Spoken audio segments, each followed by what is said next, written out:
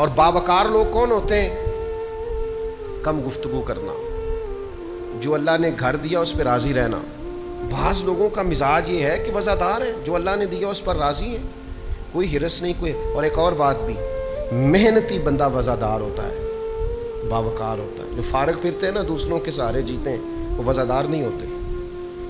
محنت کرنے والا، مشقت کرنے والا آدمی وہ باوقار ہوتا ہے۔ آپ یہ انداز دیکھیے نا، نبی کریم صلی اللہ تعالی علیہ وسلم ہمیشہ سادہ لباس پہنتے تھے، سادہ غذا کھاتے تھے، زمین پر بیٹھنا پسند کرتے تھے، معاف کرنا سرکار کا مبارک طریقہ تھا۔ لیکن وقار اتنا زیادہ تھا کہ صحابہ فرماتے ہیں کہ روب اتنا تھا سرکار کا کہ جو اچانک دیکھتا تھا نا وہ مرعوب ہو جاتا تھا، اس پر روب طاری ہو جاتا۔ لوگ اچانک دیکھتے تو کانپنے لگتے۔ اور نبی پاک علیہ السلام فرماتے ہیں میرے رب نے میری روب کے ساتھ مدد کی ہے۔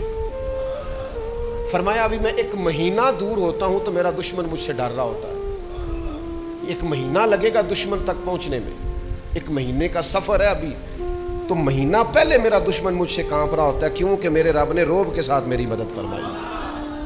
غیر اس طرح ڈرتے تھے، اور اپنوں کا حال یہ تھا، اپنے ادب کرتے تھے۔ ان کی کیفیت کیا تھی کہ صحابہ فرماتے ہیں ہم حضور کی بارگاہ میں یوں بیٹھتے تھے جیسے ہمارے سروں پہ پرندے بیٹھے۔ فرماتے تھے کہ پرندہ بیٹھا ایسے ذرا ہلے توڑ جائے گا۔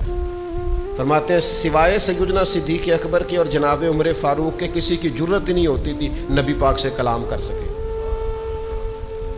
خود مولا علی شیر خدا جو پلے ہی آغوش نبوت میں ہے، جو رہے ہی کاشونہ نور میں ہے، حضرت مولا علی رضی اللہ تعالیٰ عنہ فرماتے ہیں مجھے نبی پاک سے کوئی سوال کرنا ہوتا تھا نا، حالانکہ سرکار تو بیٹھے ہیں مسجد شریف میں بالکل عام زمین پہ چٹائی پہ تشریف فرمائے، تو فرماتے مجھے کوئی سوال کرنا ہوتا تھا تو مہینوں لگ جاتے تھے، میں نبی پاک سے پوچھتا نہیں تھا، مجھے حیا آتی تھی، روب طاری ہوتا تو میں حضور سے پوچھوں۔ یہ سرکار کا روب، دبدبا۔